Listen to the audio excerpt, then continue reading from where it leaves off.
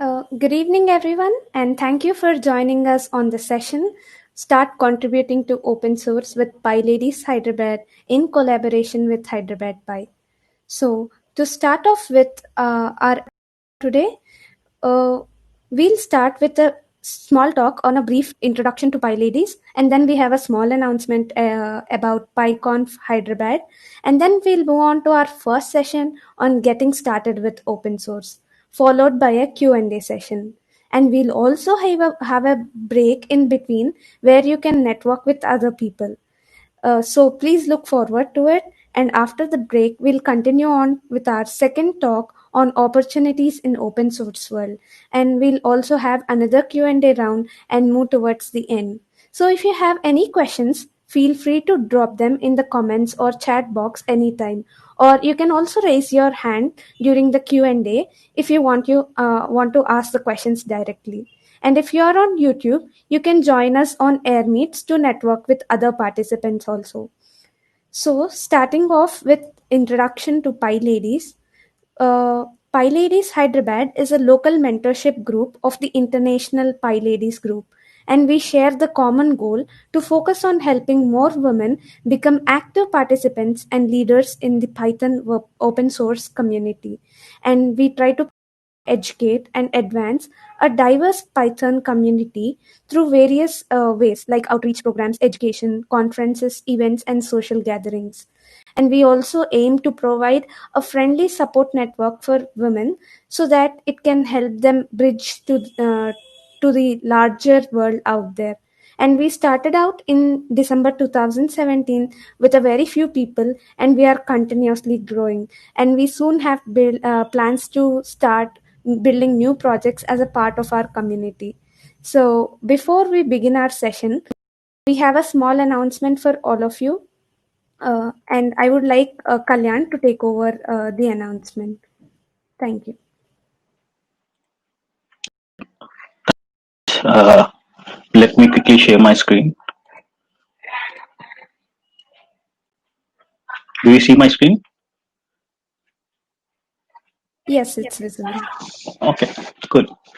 Hello everyone. I am Kalyan Prasad, and I am the core member of Hyderabad Python user group and also the organizing committee of PyConf Hyderabad. So today I'm going to quickly talk about PyConf Hyderabad 2020 and a couple of Hyderpy community projects. So without any further delay, let me get started. So Hyderabad Python user group. So basically, the Hyderabad Python user group is a community-driven group where we support Python and other open source projects. So we have almost at 12,500 members on Meetup group actively, and we are one of the biggest community in Hyderabad, holding from 6 years plus now. And so far, we have covered 120 plus talks and workshops and hack nights. And we also have an active Telegram where people share their expertise and share their knowledge and other source open source stuff in our group and also address consensus. So in case if you can check out our Telegram group, and this is the website of HydePy, you can also check it out. So what is PyConf Hyderabad? So PyConf Hyderabad is basically a regional gathering conference where you'll see a Python developers, professional enthusiast, and student from Hyderabad and Telangana. So which is organized by Hyderabad Python user group every year. So these are our previous editions. So we have did in 2017, 2019. So basically, we do a physical conference, but due to this pandemic situation, we are going to do this time a virtual event. So now you might be wondering when it is happening. So PyCon Hyderabad 2020 is happening on 5th and 6th December. And so the thing which we are doing different this time is the conference format is quite different comparatively with previous conferences. So it looks like this. So it's basically a 2-day conference, and we have two parallel tracks where with a combination of a talks and followed by the tutorials will be happening parallelly. And total we have a 4 keynotes, and out of that we have already confirmed 2 keynotes. So Anand Chittipotu and Paul Gunsley, we have already announced all these keynotes in our social media platforms. You can check it out in our website as well. And this is the interesting thing is that CFP is still open. We still have only 9 more days to go. So November 8th is the last date for CFP. We'll be closing all for call for proposals. So in case if you guys are interested, if any one of you are interested, you can feel free to submit the proposal. So we encourage all kind of speakers, irrespective of experienced speakers or a first time speaker. So we encourage all people to submit proposals if you have any interesting work to share with us.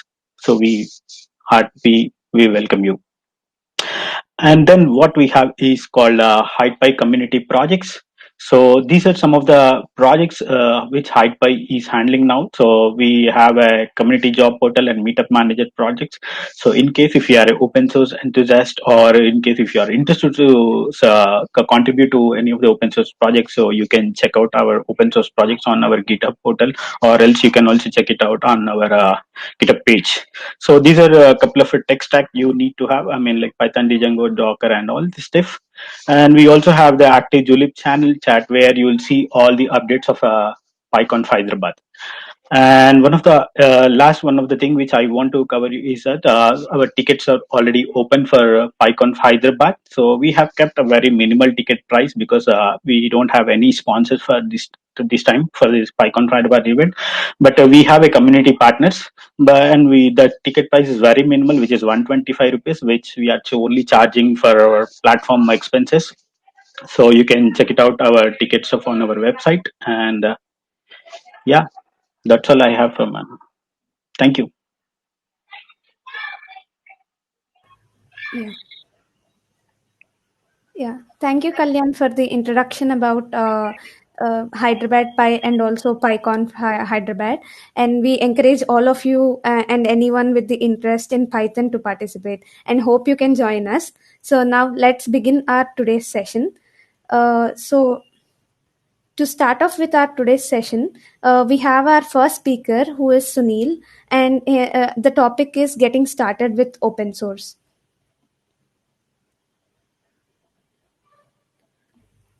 So to tell about Sunil, he is a research oriented person in cyber forensics, and he is volunteering with various organizations like IEEE, Google Cloud Source, Mozilla Firefox developer community, and he also published various research in AI and cyber forensics fields, and is currently working on building the tech community in India. And Sunil's startup, known Lansing Corporation, is also one of the best edutech startups in Rajasthan, and it is working to connect students to freelancing. Over to you, Sunil. Kalyan, can you stop your screen sharing? Oh, sorry. Yeah. Yeah, thank you.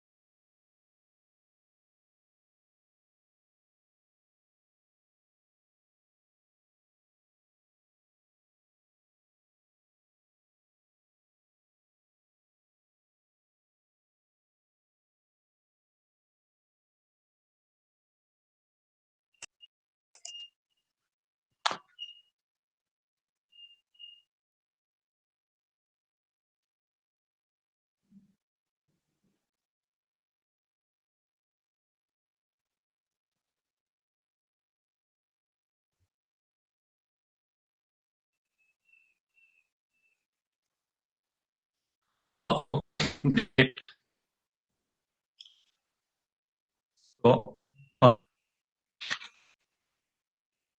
very good to know all of you. First of all, study providing this platform for all of you. So, this session is for like beginners who don't know anything about open source, or they just want to start with open source. They have knowledge about some basic programming knowledge, but they don't know anything about open source. Also, will be fit for beginners only. Okay. Uh, like we will cover, I will uh, like I'm not a PPT person. I will just describe you steps how you can contribute or like as a first time contributor. So we will include all these things. Like first of all, I will introduce you to open source. Later we will look at what is GitHub and how you can use GitHub. And I will show you how you can create your first pull request, or you can say how you can contribute first time as an open source. Later, I will show you how you can start your own open source project as well. And those people who don't know how to code, Suman, I have another sorry option for for the them interruption, to contribute in open source. It's called Google but there is a Crowdsource. your voice is breaking. Can you check your network once and uh,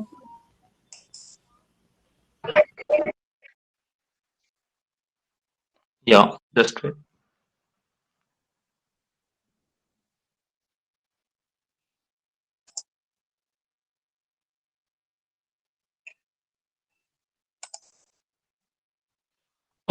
Is it fine now?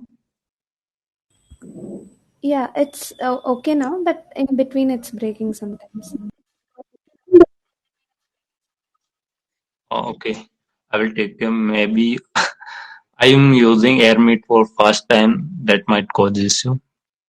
It seems good now. Okay, so like okay, so for those who don't know how to code, I have another option. It's Google Crowdsource.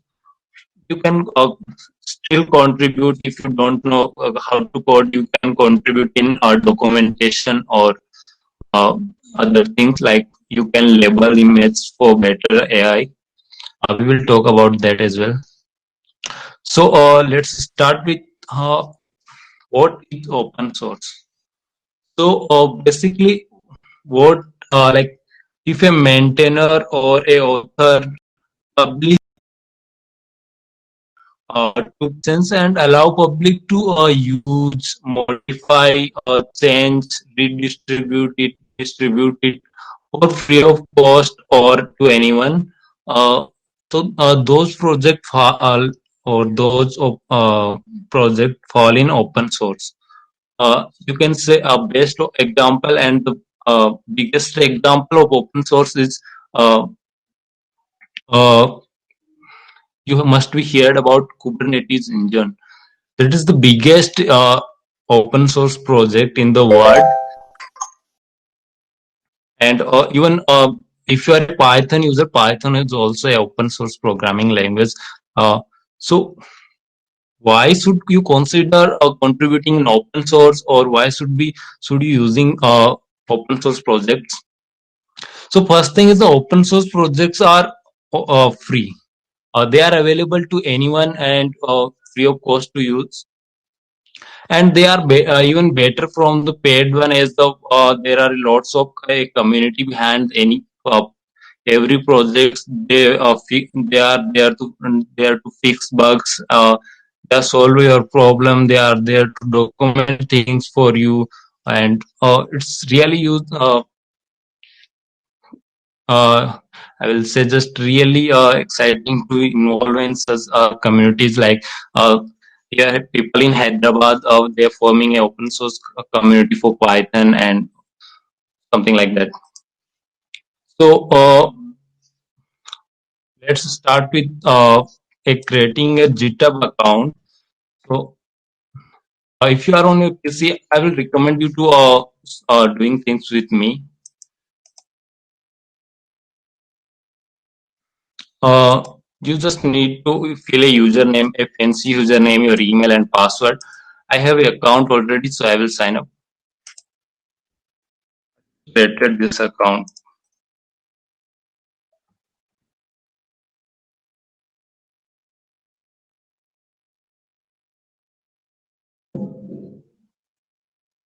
Okay. So there is nothing right now.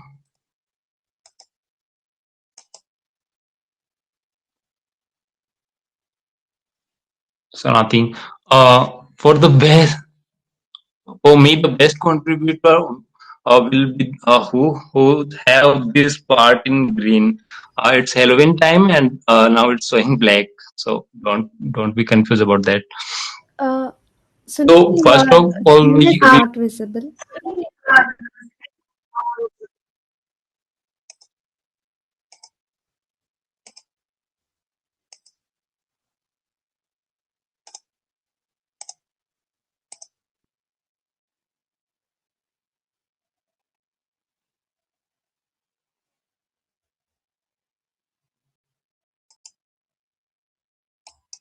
is it visible now? No, it's still not.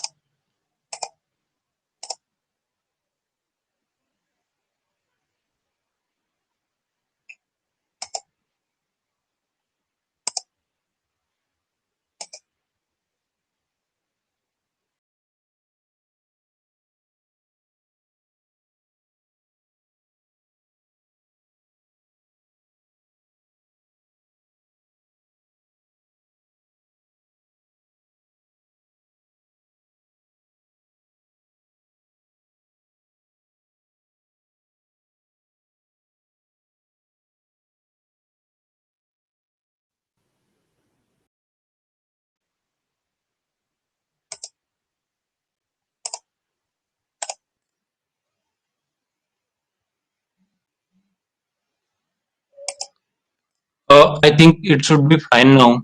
Yes, it's fine now. Okay.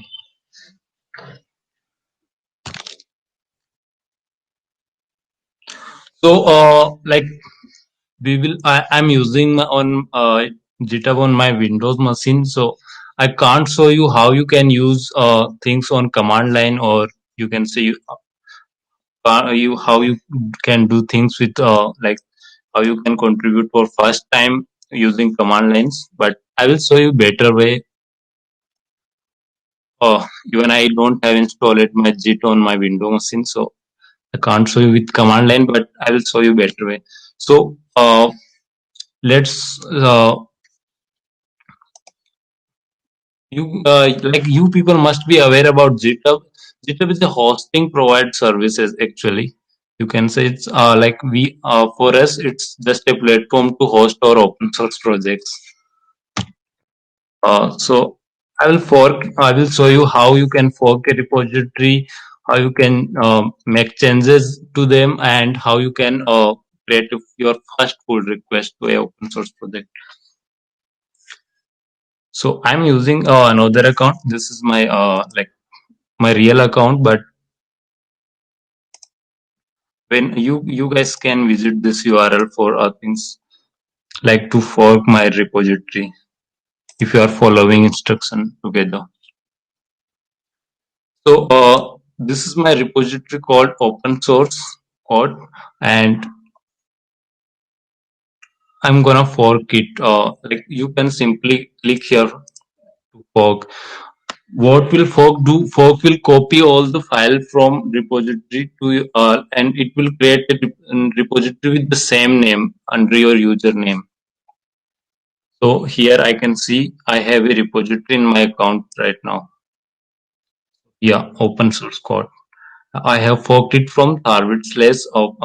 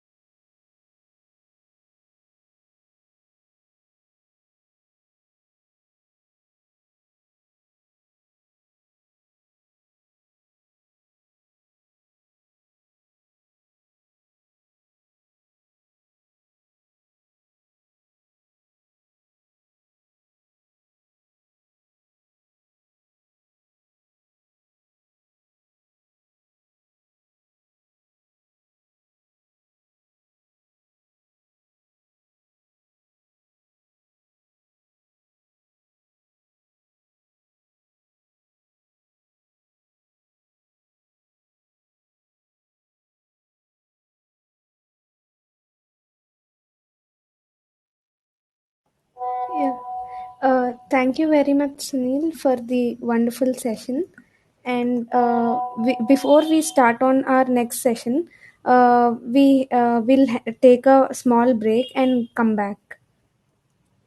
Thank you, everyone.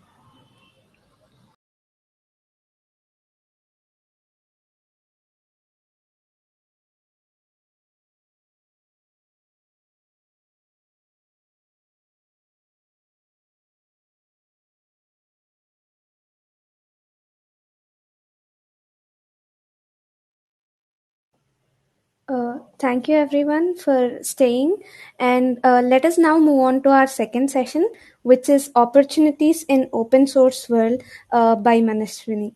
So to tell about Manaswini, she has been an active open source user and contributor since 2017, and she has also participated both as a mentee and a mentor in various open source programs, including GCI, GSSOC, and RHOSC, and she's also an Outreachy alumnus and a Processing Foundation Fellow, and she loves sharing her knowledge at events and sketching. Over to you, Manaswini. Thank you. Thank you for the introduction. Hi, everyone. As she has already introduced me, I'll try and switch on my video real quick. Then I'll be switching off that because my bandwidth is really bad today. I'm so sorry for that. But yeah. Hi, guys. Thank you for tuning in on a Saturday to my talk. So let me just quickly try and share my screen.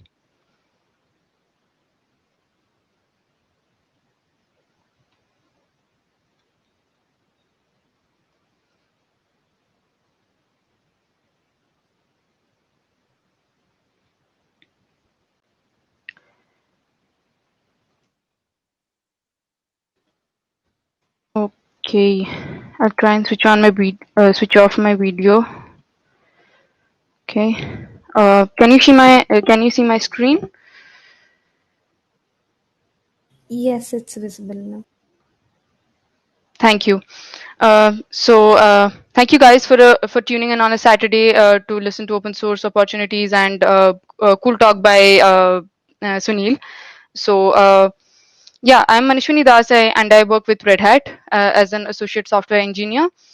And the thing is, why I have chosen this topic is because, as Vaishnavi already mentioned, is because I've been a part of open source programs both as a mentee and as a mentor for a long time now, and I strongly believe in lifting others while I climb. So yeah, just hope that you gain some knowledge out of this, and hope this helps you. So yeah, a short introduction about me. I've been an Outreach alumnus and a Processing Foundation Fellow, as already stated by Vaishnavi. And I mentored with Google Code, Girl Script Summer of Code, Mentors Without Borders, Red Hat Open Source Contest, all of it. So yeah, so a very small question that arises in my mind when I started, and also when the people who are plunging into open source, is what is open source.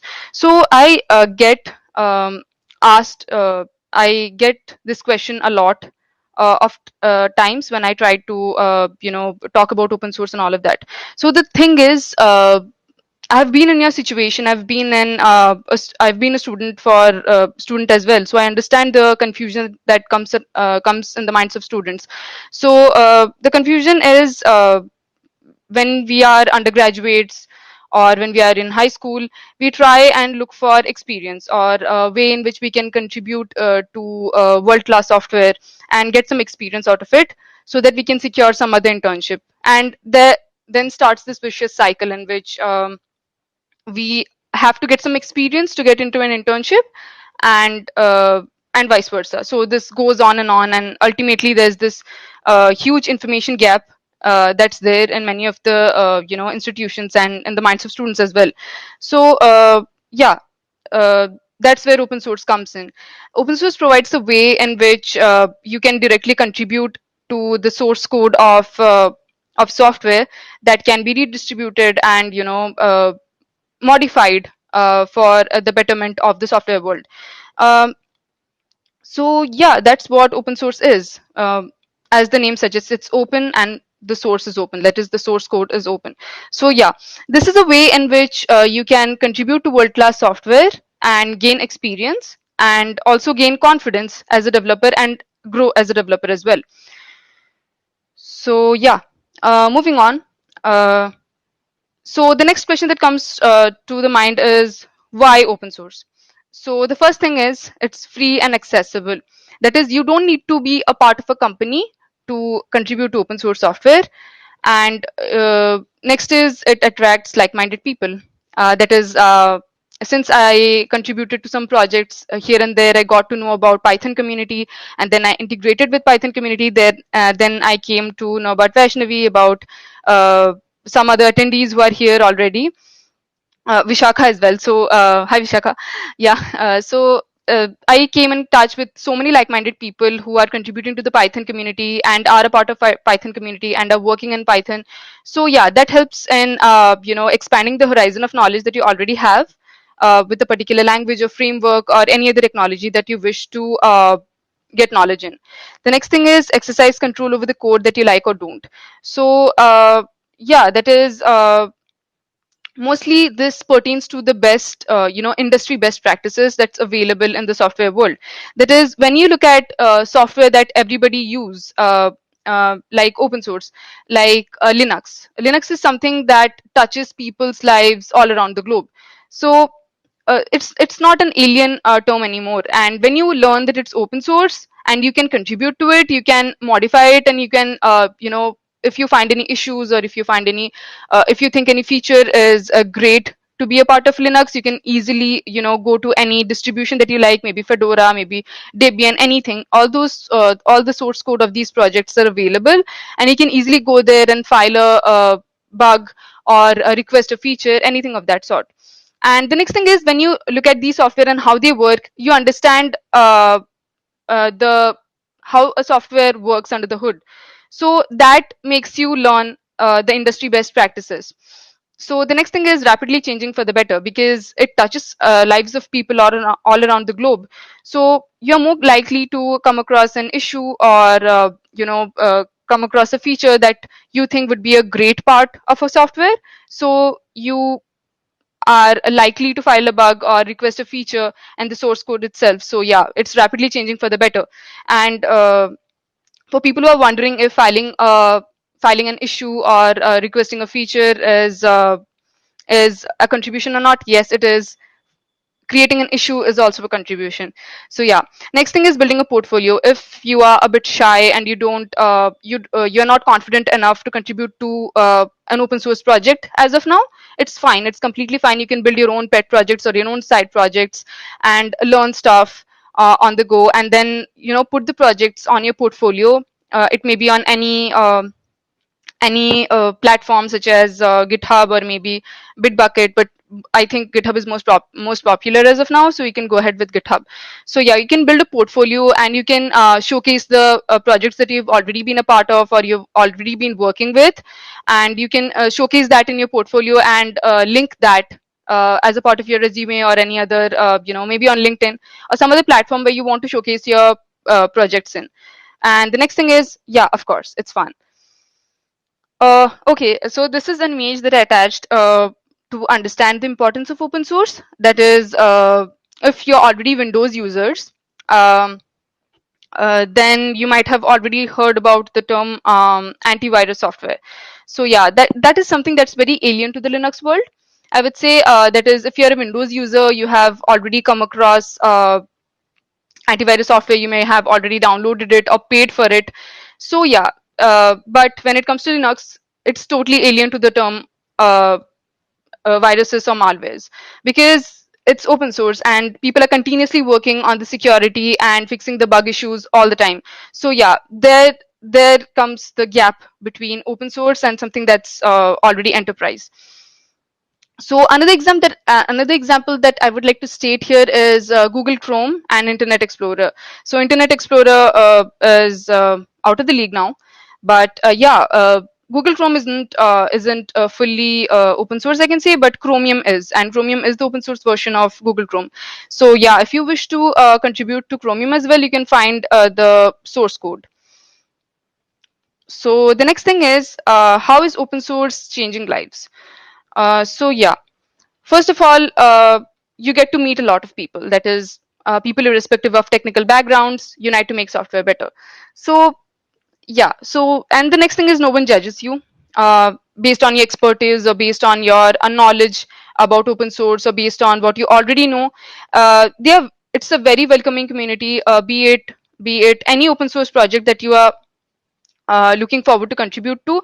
Don't be hesitant, just take that leap forward, and you'd be thanking me later, of course, and you'll be able to build that confidence to contribute to open source software. um, so the next thing is, web is more accessible. Just because open source software is free and it can be accessed by people anywhere around the globe, it makes a web more accessible, of course. And the next thing is, it's everywhere, because you might already be knowing that is top 500 supercomputers run Linux.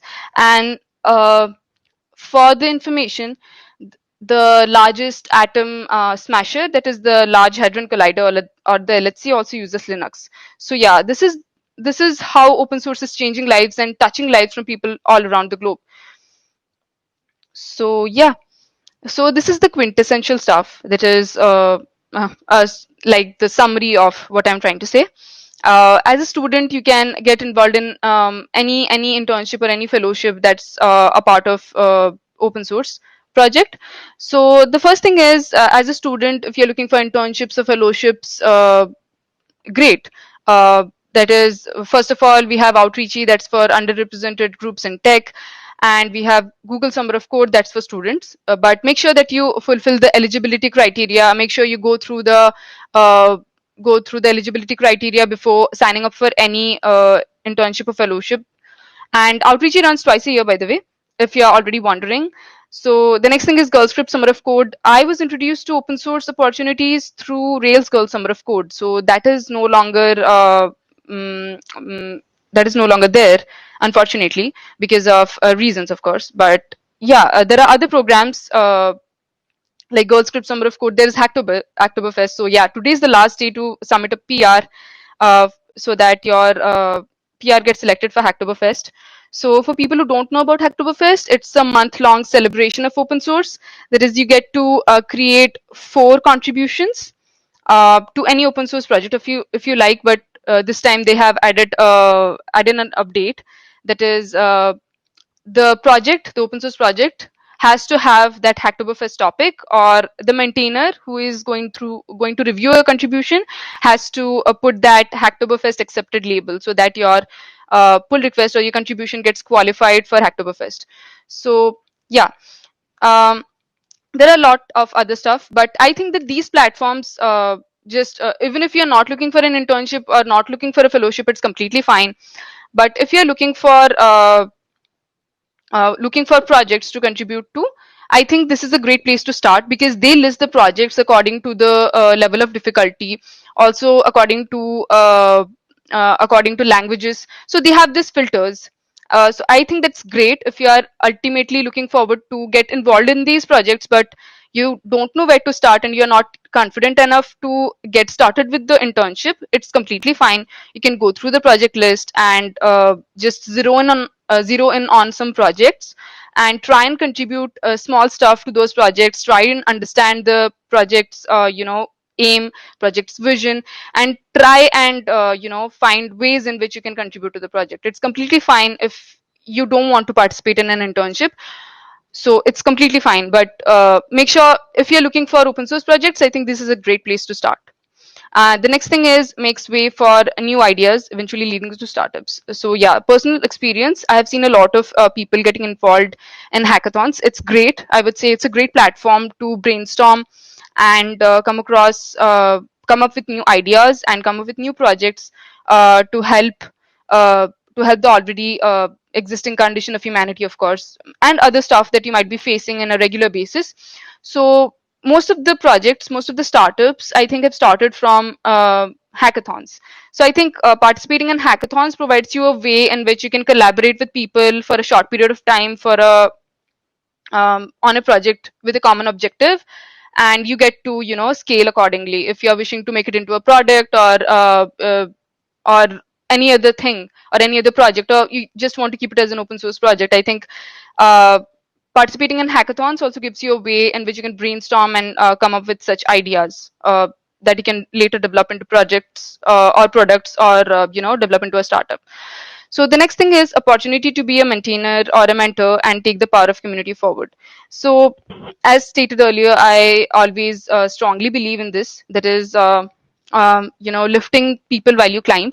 That is, open source communities have a lot to give, since they are very welcoming, and they are very you will when you plunge into this, you'll ultimately feel that they're the coolest people on the globe. I would say, be it any community, there's this particular code of conduct that they follow, that is, be equally respectful and equally don't say words of words that come out as rude to people who are less experienced or don't know about a particular topic or something.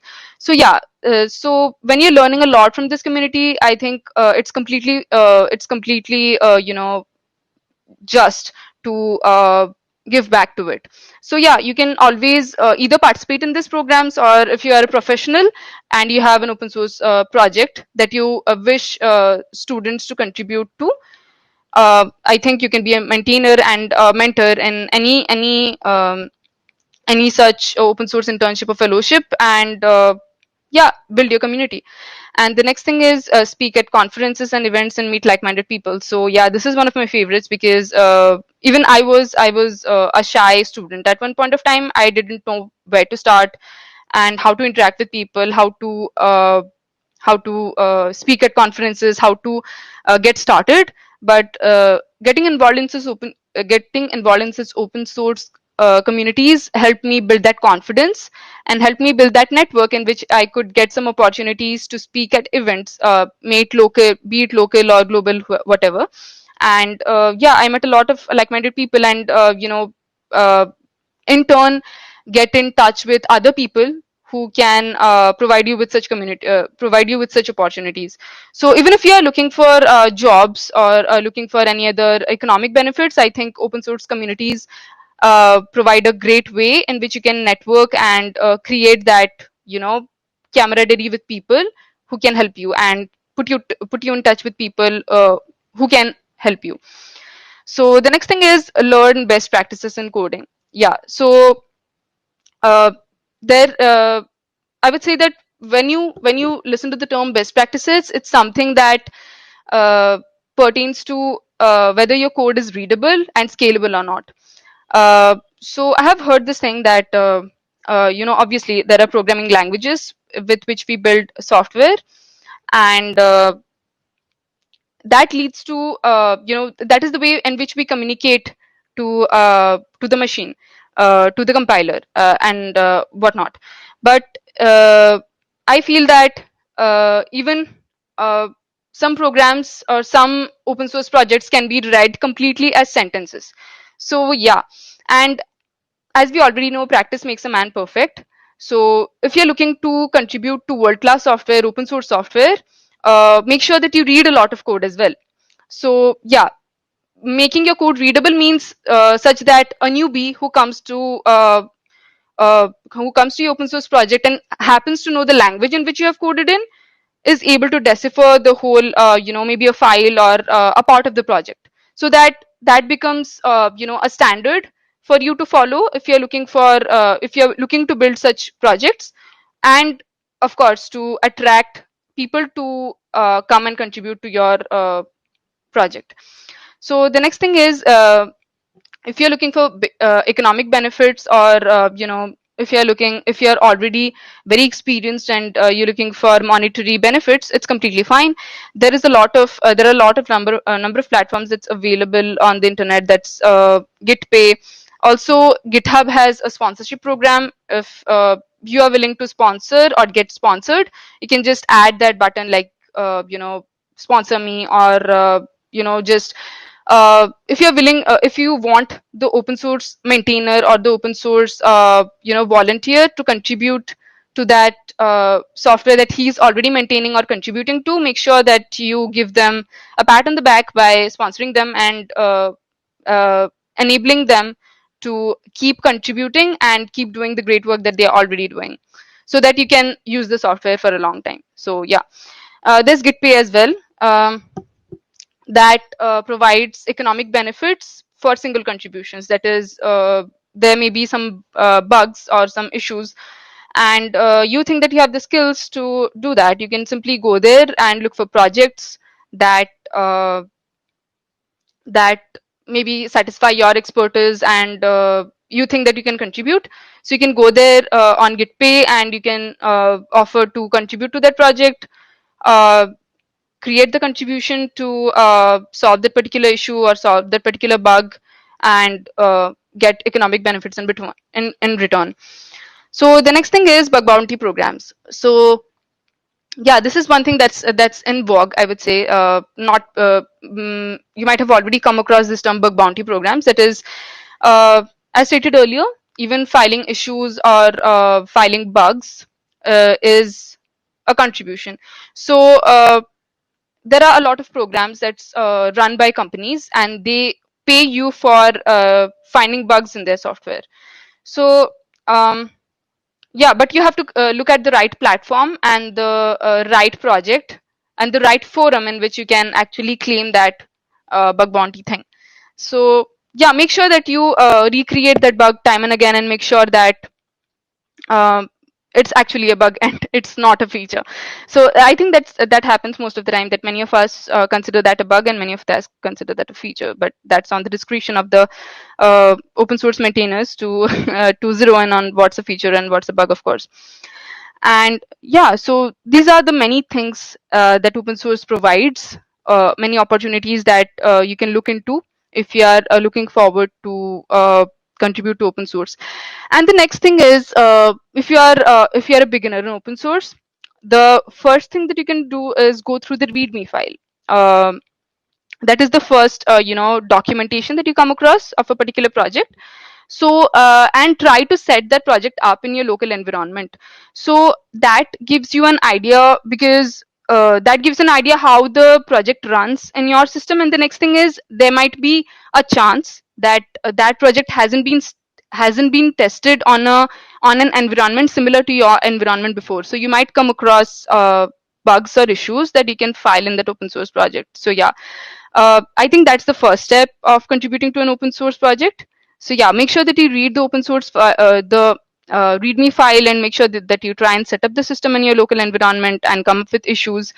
And if there is no other way in which the project can be set up in your environment, like suppose you have a Mac OS system, and the documentation that is provided of the project is only has been provided for Windows and Linux users. So you can try and set that up using your hacks on your Mac OS system, and try and maybe file an issue, or create a pull request or a contribution, adding the documentation of how to set that software up on a Mac OS environment. So yeah, this is a proverb. I consider that a proverb, of course, because it's said by Linus Torvalds. He's the creator of Linux. I know. I think all of you might be already be knowing what who he is already. So yeah, in real open source, you have the right to control your own destiny. I completely agree to it. So this was my reaction. This is the best. This was my reaction when I started contributing to open source in 2017, and you guessed it right. I started with Hacktoberfest. So I created first 3 pull requests, and then I was like, okay, this is something that I would be looking forward to do, try and help make software better.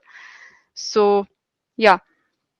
Yeah, so this is the link to open source internships or competitions. You might be willing to have a look at this. I think the people who are already on the lookout for projects might already have come in touch with this, or maybe have had a look at the open source programs, maintained by Tapaswini Pathak.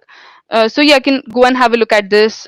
So again, a disclaimer, that is, even if you're not looking to participate in competitions or internships, I think it's a great way to start and look for projects that suit your expertise. And yeah, because they have filters, they have great filters, that is, maybe for newcomer friendly, or maybe pertaining to a specific language or a specific framework that you might have expertise in. So yeah, so that's why I highly recommend you to go through the open source programs maintained by Tapaswini on GitHub. So yeah, make sure that you go and check this out. So the next thing that arises in the mind of potential contributors is, what can you contribute? So first thing is obviously code, but even if you don't know a single line of code, it's completely fine. Try and look at projects and try and have a look at how version control systems work. So the most common is Git. You can go and try and even if you just Google it on Google it, like how to get started with Git, I think you can come across plenty of resources in which you can get started with creating a pull request, creating a contribution, and various platforms. I think it's once you get familiar with contributing in a particular platform, be it GitHub or GitLab, whatever, uh, I think the others will be easier to understand. So yeah, the first thing is code, and the next thing is tests. So uh, I don't know how many of you are already familiar with the test-driven environment. It's it's a way in which you create the tests first. That is, you write the input and the expected output, and you try and write the code after writing the test, and make sure and write the code in such a way such that the input and the actual output coincides with the expected output. So yeah, that's how test driven environment works. So you can try and test that, and also testing any software out on your environment is considered a test. So yeah, you can contribute in tests as well. The next thing is bug reports or issues, of course. uh, Again, reiterating, issues, filing bug reports or issues is also a contribution. So if you're already familiar with GitHub, you might have already created an issue and checked whether you see that green mark on your profile or not. So yeah, you see a green profile, a green mark. So yeah, it's a contribution. And the next thing is answering questions. So yeah, this pertains to communicating on communicating on a public channel. So yeah, when you get integrated into the community, and even if you are just getting started, it's completely fine. But if you've tried and uh, tried and run that software in your system, you might have already know the answer of questions that newbies might ask in that public channel.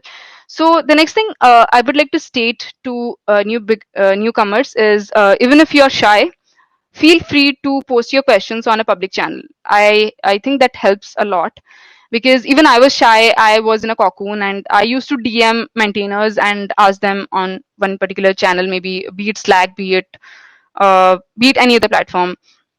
um, so yeah, I used to DM maintainers and ask questions. So the next thing is, since this is open source, it can involve developers from all around the globe, so the time zones may not be matching. So they might be a bit late in answering your questions. So I don't think that's a good way, because if you're stuck, you won't be very happy to get to be in that situation for a very long time. So yeah, feel free to post the questions on the public channel, or the hashtag general on Slack, as we have there may be other channels. Go through the contributing.md and get that clear as to what is the public channel, and what is the way to communicate to the mentors or the maintainers. So yeah, this is the way in which you can get a lot out of open source communities. And the next good side to it is, you get a lot of new perspectives, as in suppose you have encountered a problem, and you post that problem on the public channel. So there might be different ways, different hacks in which people might have solved that particular problem. So yeah, that gives you a new perspective of solving problems. Even if one doesn't work, you have other stuff to work at, you work other stuff to look at. So yeah, that is like your personal Stack Overflow right there, the general channel or the public channel. So yeah, answering questions and asking questions as well, that helps a lot, and that will give you a perfect head start to getting started with an open source project. And the next thing is documentation and blog posts. So yeah, people think that this is underrated. This is not, because I think that I have been in this software industry for not a long time, but yeah, it's been a year and a half. And even my Red Hat is an open source company, so even my teammates and my team at large, they consider documentation and blog posts as a big plus. Like, they treat it as a luxury. Like, they are like, okay, you wrote documentation about contributing to the project, they value it much more than your code contributions. So yeah, before you think that documentation and writing blog posts is not worth it, think twice. So yeah, you uh, if you're wondering where to write a blog post on and what to write on, the first thing can be, maybe setting up that particular project on your system. It's completely fine. You can put that blog post in your personal blog or any other platform. There is the Practical Dev, there is Medium as well. But I guess Practical Dev is a catch because they don't have this 5 stories a month thing. Of course, if you're only writing, that's fine. But yeah, this I don't know how many of you found it annoying, but I totally find it annoying when I can't read uh, blog posts, and there's just a limit of 5 stories per month, which is very bad. So yeah, Practical Dev is a big catch. And the next thing is graphics. If you are into designing, this is your domain, I would say. That is, even designing logos for products or projects is considered a contribution.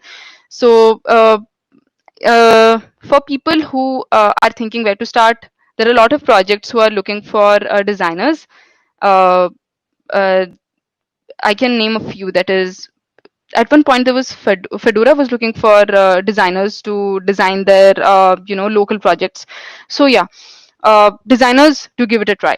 And the next thing is user interface and user experience. If front end or contributing to front end is your thing, you can totally go ahead with UI UX. That is how the software looks and feels to you. So even if you're not too well versed with how a software works under the hood, it's completely fine. But you can totally give feedback upon the UI UX of a project, because as a user, uh, you get to, when you first use the open source project, uh, you get to know how that software should at least look like, and how well a user connects with the software, and how well the user is able to find what he or she is looking for. So yeah, uh, if UI UX is your thing, I think that's a great way to start as well. And the next thing is volunteering and marketing in suitable platforms. That is, if you are a part of open source community, you get to volunteer. And if you are a startup founder, or maybe you're looking for marketing and open source events, there's always conferences at your disposal. You can go ahead and get in touch with the organizers, try and volunteer in conferences, and maybe market your product or market your startup. Because you get like-minded people there. If you have a Python project, they can easily get contributors that know Python or are willing to contribute to Python projects. So yeah, the next thing is organizing meetups and or conferences. So this is another underrated thing that I would say, because organizing, not many people consider it great thing, but I think they are superhumans. Even the uh, you know even if it's virtual as of now, uh, PyLDs Hyderabad, there are other PyLDs communities who are working even on weekends to organize meetups and conferences for attendees and for building the community. I think they are doing a great job. Hats off to you guys. So yeah, this asks for, if you're thinking that okay, organizing, it won't take much of an effort. Yeah, it takes a lot of time and energy. So yeah, if you're very passionate, you can go ahead with organizing meetups and conferences. So the next thing is, how do you get started? That is, as stated earlier, learn basics about open source platforms. That is, learn basics of Git, learn basics of, maybe learn basics of navigating in a particular platform, maybe GitLab, maybe GitHub. How are the branches, where are the branches visible, how to fork a project, how to, maybe have a look at the license, all of that, how to add a license, all of that. So yeah, uh, this is how you can get started. You can just try and do your homework around how Git works. And the next thing is, find your passion. Many people ask me like where to start. Okay, this is completely personal. I would say that if you are very interested in Python, you can go ahead and look for a Python project directly on GitHub, or maybe any other, uh, any other platform such as Google Summer of Code or Outreachy, anywhere, and find a project of your choice, and see whether you can contribute to that project or not, whether you're passionate about that project or not, whether you understand the vision of that project or not, and get started. So the next thing is, find a project associated with your passion. Yeah, that is where you start. If you're taking that leap of faith, and if you're willing to contribute, you have to do your homework, and you have to find that project that actually aligns with your interest, as in you want to know more about artificial intelligence, maybe, or maybe Kubernetes. You can go and directly search for cloud native CNCF.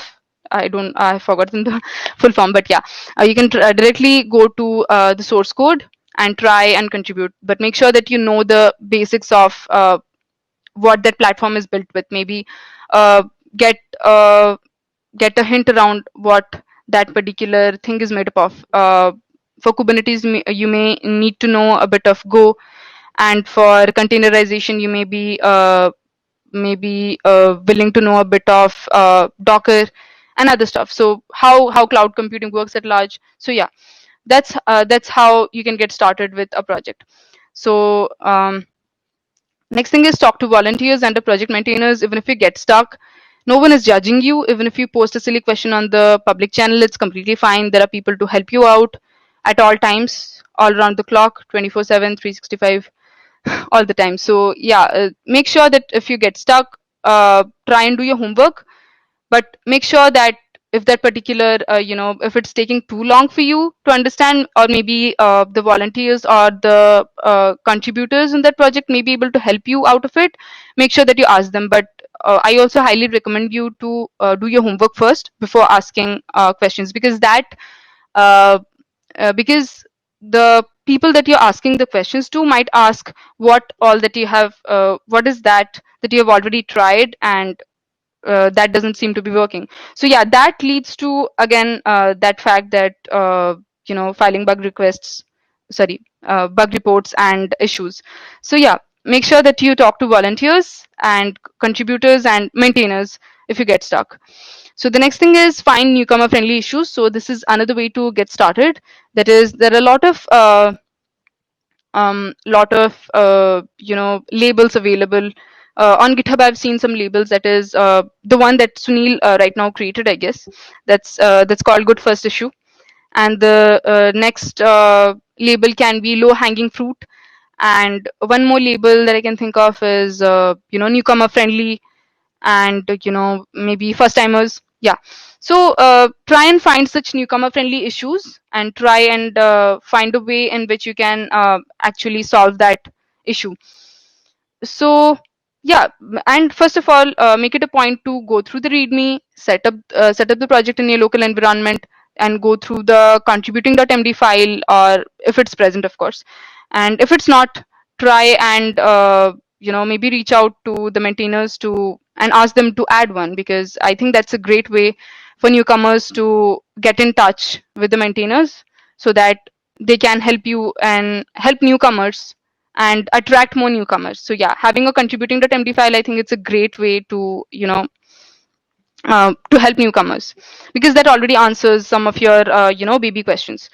So yeah, and also if there may be other labels that I might not have covered, so you can find that in contributing.md as well. They have all I see many projects have already mentioned this the particular labels that they have added to their issues relating to newcomer friendly issues. So the next thing is obviously integrate into the community. That is, when you dive deeper into it, you get to be a core contributor or a core developer of that particular group, and you get to share and also gain knowledge at the same time. So yeah, this is the way in which you can integrate into the community. And the next thing is obviously pass it on. So yeah, I see many of you, many of the students that who reach out to me. They are like, how to start. Then they keep on asking questions, and then they are like, then they lose interest. So this is like the staircase that I think all of us will totally agree to. That is, first of all, it's like won't, then it's can't, then it's want, then it's how, then it's okay, I'll try, then it's I can, and then I will. So yeah, even if you're looking forward to contribute to open source projects, make sure that you are at it. And even if you face setbacks, make sure that that doesn't pull you back, but rather gives you a momentum, and that helps you to strive harder to contribute to the project. So thank you all for lending your ears to me on a Saturday evening. Uh, so yeah, if you have any questions, feel free to reach out to me on these channels. You can mail me. You can go to my Twitter and maybe ping me. Anything works. I'm completely free to take your questions, and feel free to pitch in any question because I'm a part of open source community, and I totally believe in and not judging people. So yeah, I won't judge you. If you have any questions, and if this content helped you, then you might surely have some questions. Feel free to reach out to me. Thank you. Thank you, Mani, for such a knowledgeable and amazing talk. We will now move on to Q&A session. If anyone have any questions, preferably raise your hand to ask the speaker directly or post them in chat box. Anything is okay.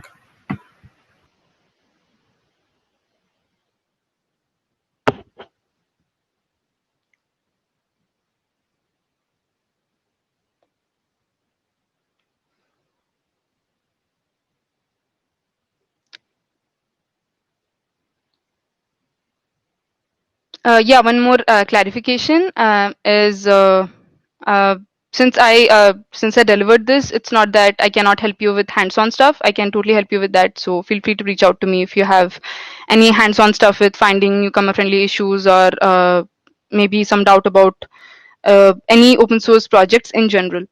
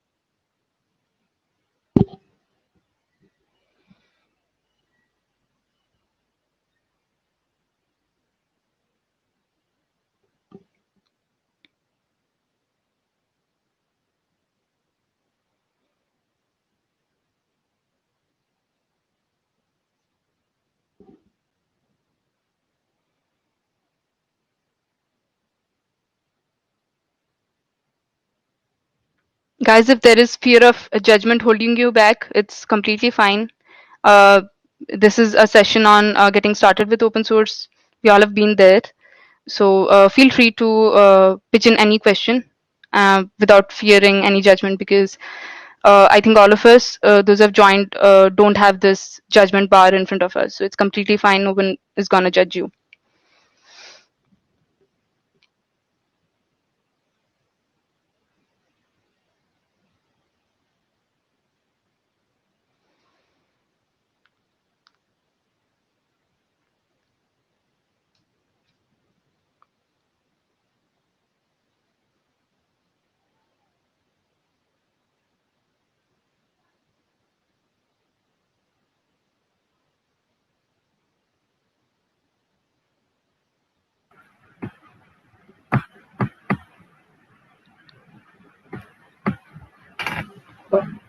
It was a really insightful talk, Manaswini. I hope, like, if there are any doubts for anyone, they will ping you directly further if they don't want to ping right now.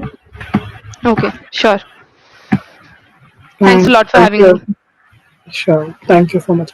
Thank you everyone for, once again for joining us today for this meetup, and hope you all find this useful. And yeah, a recording will be available on YouTube also. For more updates, please follow on the social media platforms.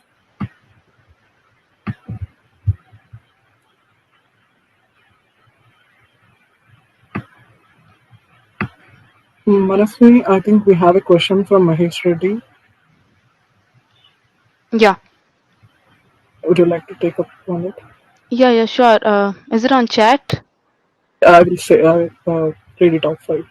I'm a React developer. How can I contribute to open source project? Okay, so there may be some other thing that you are already working on, maybe creating visualizations or something of that sort. You can directly I think React is something that's totally in vogue. You can totally look for projects directly on GitHub. You can directly type React, and you will come across projects, those who have React as the topic in their projects. Or maybe you can go through some last maybe old projects in the archive of open source programs such as Google Summer of Code or Outreachy or something of that sort.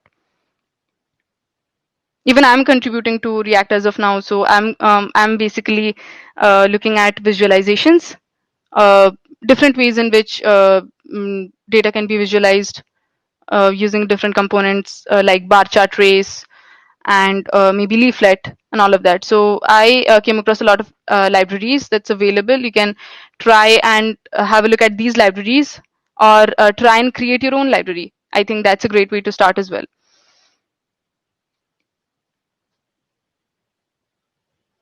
Thank you, Mahesh.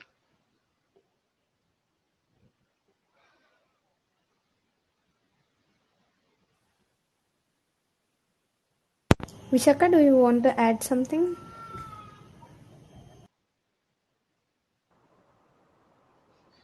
No, Vaishnavi.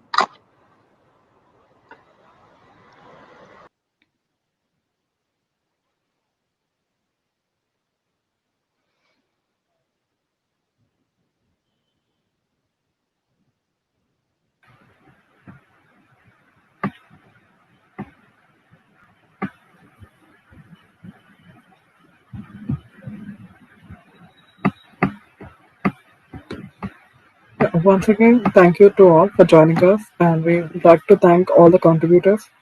We will close our session right now, but we are still open for a small networking session with others in the lounge. Feel free to take up the tables in the lounge. Thank you once again.